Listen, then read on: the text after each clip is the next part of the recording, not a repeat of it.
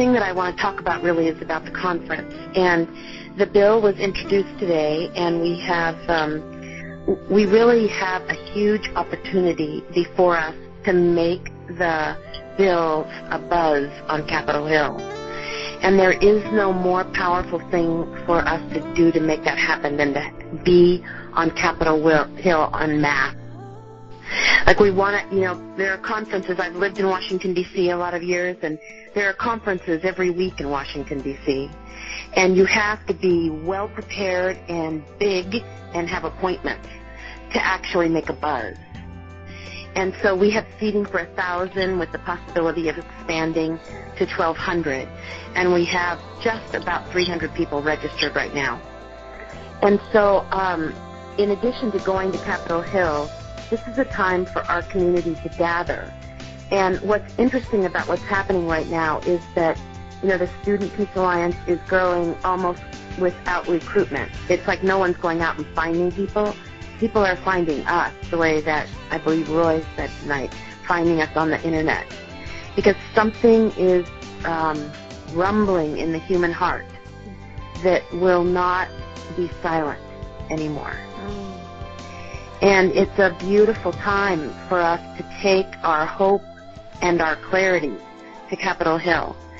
I'm really excited for you to read the new legislation. There have been small changes, but I think they're really good changes that strengthen it in many ways. So I look forward to getting the actual copy of the bill. It's very similar to the old bill in some ways, but I think that we took many of the things that the volunteers told us their members of Congress said they didn't like about it and improved it. And one of the most important things for you to know is that it specifically now says two things in the bill. One, it's $10 billion, not 2% of equivalent to the defense budget. And number two, that 85% of the money will be used to reduce violence within the United States. It really is a bill that will build a platform for a culture of peace. And so your voice is needed. There's a lot. You can go to the conference and you'll get a lot out of it. But I'm actually asking you to come because of what you can give to it in three ways. One is, nothing matters like a constituent to a member of Congress, particularly when they're passionate. Because every one of those members of Congress came with a commitment to represent you. And most of the people they meet with are special interests.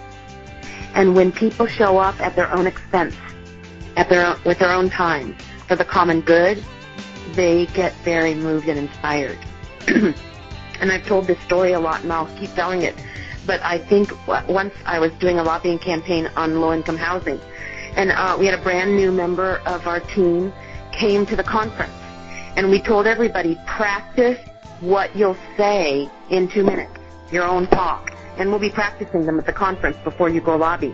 Okay, so lobbying day comes. This one volunteer had memorized his talk. He's going on Capitol Hill, and he gets on one of the underground trains, and he sits down next to him. He recognizes his own senator. And he panics, and he says, oh, my gosh, it's just like Lynn said. We're going to run into our member of Congress. We better have our talk ready. So he got out all the papers and did his entire talk. And he really moved this member of Congress on the urgency and emergency of the whole thing. And then the guy got off, and he realized that he had pitched the wrong bill, because he didn't pitch the Senate bills that we had planned. He pitched the House bill that we were pitching.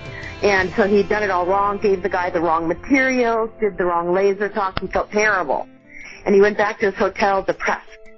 And the senator was so inspired by him that he went online, discovered there was no Senate bill for that particular campaign. But he had his staff call every hotel to find this volunteer again and tell him, do you want me to introduce that bill? And so we actually ended up introducing and passing that bill because the volunteer who came, who didn't know the right way to do it and did it all wrong, caused a little miracle because of his passion and commitment. So your passion and commitment on Capitol Hill, even if you did it all wrong, is bound to make a positive impact. Just bound to. And then the second reason that you have something to give is we need each other. all of us. Like when the volunteers are together, the nourishment of being with other people who are devoted to this campaign like you are and who are really doing their best to make a difference, that experience is profoundly, profoundly nourishing. And then third, the numbers. And I don't mean to sound like I'm a number or you're a number, because we're not numbers. But the fact that we bring that many people makes a statement about the urgency and the capability we have of moving in a direction of peace for our own society and then beyond. So if you are not coming to the conference, I ask you to reconsider. I know that's a lot to ask. When someone says that to me, I take it rather hard. But I'm just asking, is there any way you can be there and be heard, stand up to be counted and be heard on behalf of a culture of peace? And then if you are coming to the conference but you haven't registered yet, please go online and register. We actually need to have more people register just so we can pay the early payments on the conference. So it's for financial reasons, but it's also because we want to know how many people are coming. So I just want you to know, we really, really want you there. It'll make a huge difference. If you can't come, see if you can find help support someone else in your community to come so that your member of Congress is met with by people from your own district. I heard a few states that we don't have anybody coming from. And so we really urge you to register for the conference. Then the last thing is, if you are coming, who is it that you want to be sure is coming too? I noticed in all the registrations so far there's no one from Minnesota. I know some people in Minnesota. I'm going to call them. I've already started calling them.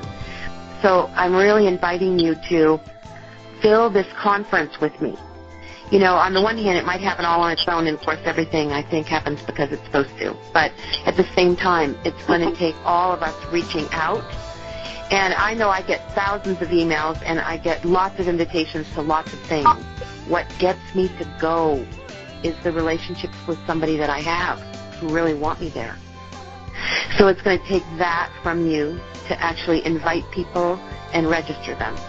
And I'm just going to close by, I was going to read you a poem, but I changed my mind. I got to be the guest speaker at Christine and John's party.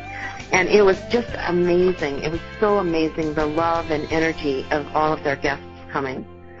And the thing that I said at that, you know, not like I'm embarrassing myself by saying, I'm going to re-quote myself, which is kind of like gross, but there was one thing that I wanted to convey that I think really seems so true to me tonight, which is that over the history of the world, we have spent billions and billions and billions of dollars, trillions, perfecting our ability to protect and defend ourselves.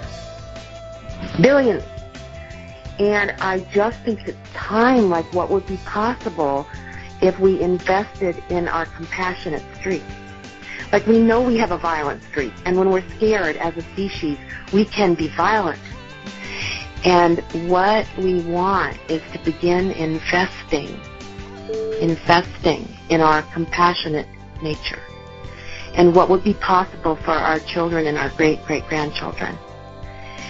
And so I leave you, this very last thing I'm going to say, and then we'll hang up.